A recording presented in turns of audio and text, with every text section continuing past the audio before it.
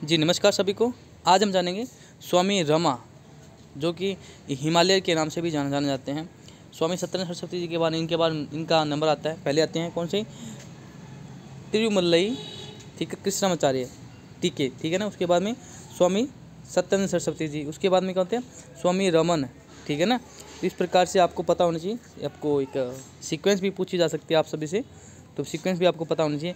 एक महान योगी जिन्होंने हिमालयन इंटरनेशनल इंस्टीट्यूट ऑफ योग साइंस एंड फिलोसफी 1972 में कानपुर में की संस्था की स्थापना की थी। ये संस्था थी, आज के समय में तो आपको पता है ये क्या चीज़ बनी हुई है, ठीक है ना। ये एक संस्था थी जो कि 1972 में की द्वारा चलाई गई, जिसमें योग से संबंधित और फिलोसफी से संबंधित, योग साइंस से संबंधित बहुत सारे कोर्स चलाए गए हैं, अभी भी चल रहे हैं।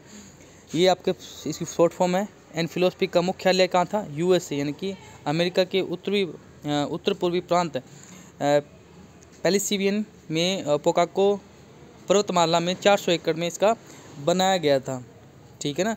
एकड़ का भी पूछ सकते हैं, कितने एकड़ में फैला हुआ था, ठीक है दोस्तों। तो ये भी आपको पता होना चाहिए। इनकी पुस्तकें कौन कौन सी इंग्लिश में बताई गई है,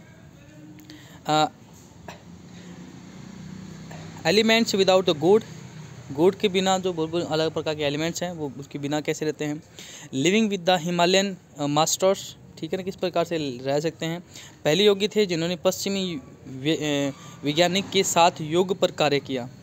जो पहले ये योगी रहे थे जिन्होंने पश्चिमी वैज्ञानिकों के साथ, है ना, पश्चिमी वैज्ञानिक, जो पश्चिम मतलब कि जो बाहर के जो वैज्ञानिक थे उनके साथ मिलकर योग के ऊपर उन्होंने कार्य किया था, ठीक है ना।